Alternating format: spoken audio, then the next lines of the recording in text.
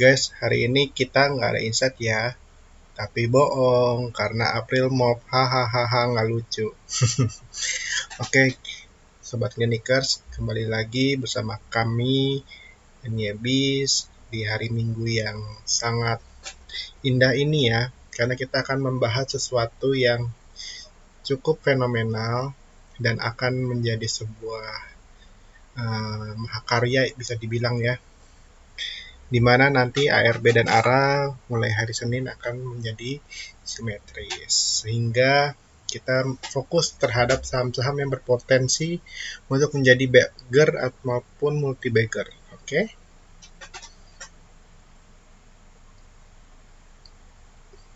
Untuk yang pertama adalah aneka tambang. Aneka tambang ini kalau bisa dibilang banyak orang bilang Antam ini adalah nikel, tapi main core bisnis dari Antam sendiri adalah emas. Jadi nikel itu adalah di anak perusahaannya, secara tidak langsung maka akan terkena imbasnya. Ditambah lagi Antam memiliki sentimen IPO-nya Mind ID, sehingga nanti ke depannya Antam ini akan prospeknya sangat bagus, di mana Antam memiliki gap atas yang cukup tinggi di sekitar 3.500-an.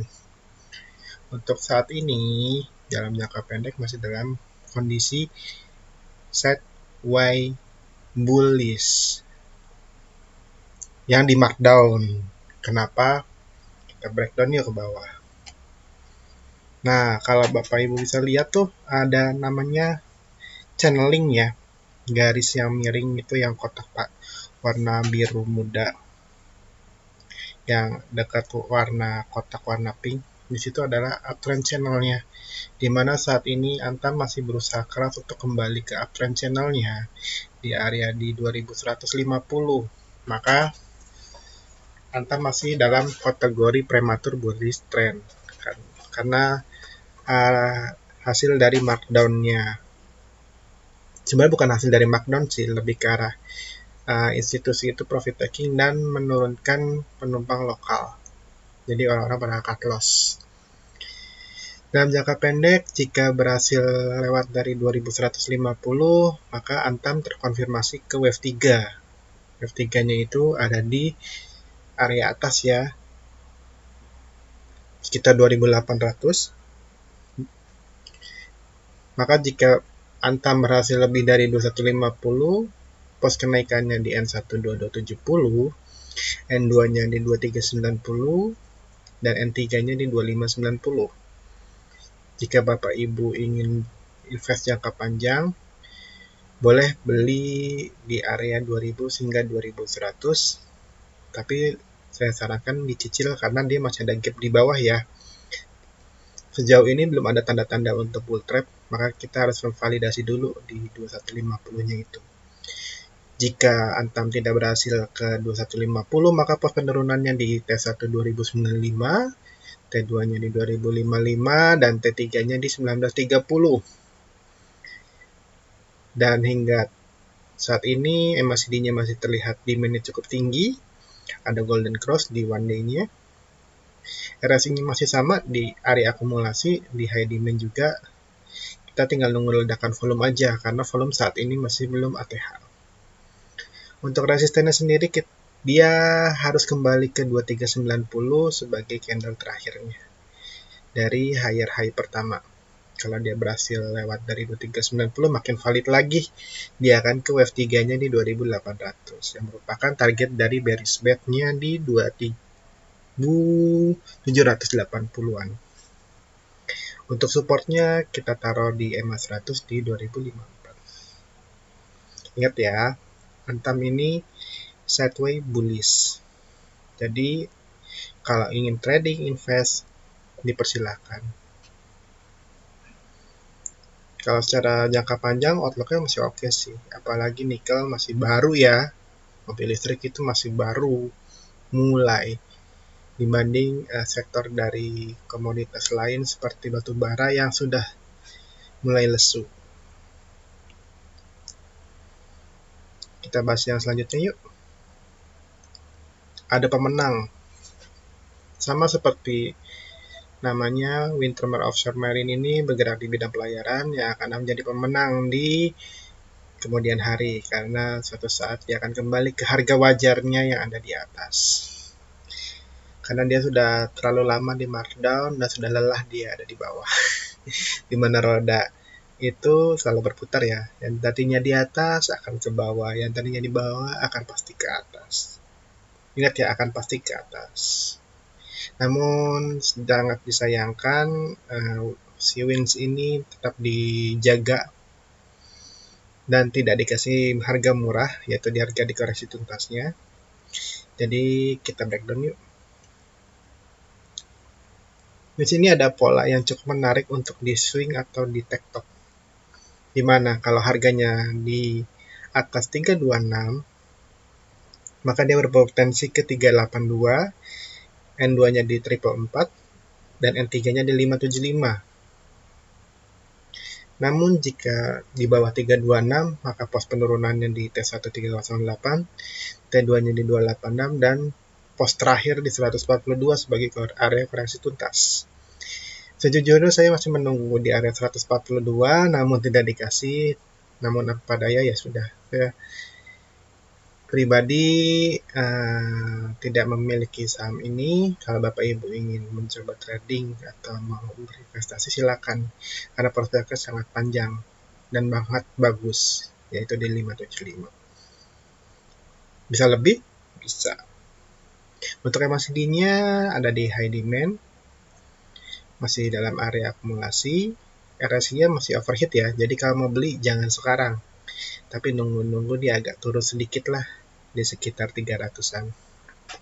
Untuk volumenya belum ada tanda-tanda untuk all time high volume, masih ya volumenya masih wajar lah ya. Untuk resisten sudah saya sebutkan di 575 untuk Fibonacci dan koreksi tuntasnya di 142 sebagai supportnya.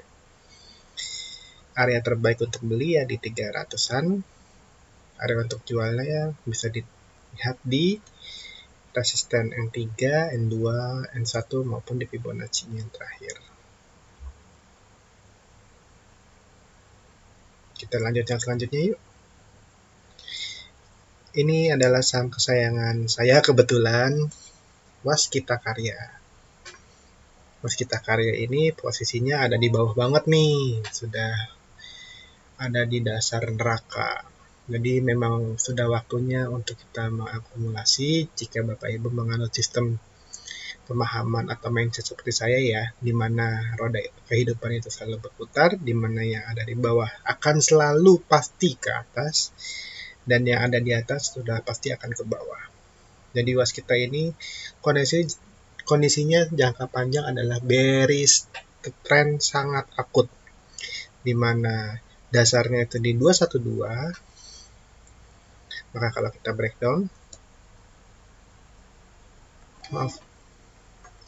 Waskita ini memang sangat bagus ya untuk di TikTok jangka pendek, mau di swing panjang, mau di invest bertahun-tahun pun itu sangat bagus.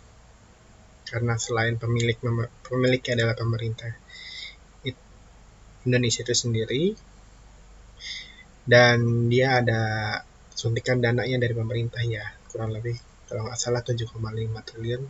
Mohon maaf kalau salah. Jadi kalau dilihat dari teknikal, secara jangka pendek, jika Waskita berhasil lewat dari 253, maka dia akan mengalami kenaikan di pos N1-nya 301, N2-nya di 466, N3-nya di 500. Namun jika dia di markdown kembali alias masih banyak institusi yang ingin mengoleksi Waskita, maaf ada kesalahan, bukan di 1240 ya, tapi penurunan dari Waskita T1-nya adalah di 214, T2-nya di 200, dan T3-nya di 185. Untuk MACD-nya, untuk daily-nya udah cukup bagus ya, dia udah ada di main, namun secara candle masih kurang kuat. Untuk RSI-nya masih di area akumulasi, volumenya belum ada ledakan, jadi kita kalau mau aman sih nunggu pada saat ledakan ya, baru masuk. Tapi jika kalau Bapak Ibu nyangkut di atas, disarankan untuk mulai cicil dari sekarang. Area terbaik buat bayinya kapan sih Pak? Kalau saya pribadi sih, ya selama di bawah 300 itu adalah area terbaik untuk akumulasi. Syukur-syukur kalau dikasih ke area 185. Syukur-syukur ya, cuman itu bukan menjadi patokan bahwa ada kewajiban mas kita ke 185. Kenapa? Karena WSBP sudah dibuka suspensinya. Jadi waskita dan WSBP ini adalah semacam kayak kakak adik, nggak akan digoreng bersamaan dan diturunkan secara bersamaan pula. Untuk resistennya ada di 446, jadi kalau mau TikTok beli di 200 juga di 446, it's okay, tidak ada masalah. Mau di swing jangka panjang pun sampai 3000 pun tidak masalah. Karena waskita itu candle terakhirnya ada di 1500, maka dia berpotensi kembali lagi ke area 1500-an itu sendiri. Kapan? Tinggal menunggu IKN udah jadi. Itu tahap awal ya. Tapi kalau sudah menjadi smart city dan akan menjadi benchmark untuk seluruh dunia, mungkin ya, itu bisa diproyeksikan pas kita ke area 3000-an. Dan itu untuk jangka panjang maksimal saya prediksiin di 7 tahun ke depan. Untuk support terakhirnya di 214 candle terakhir atau di 212.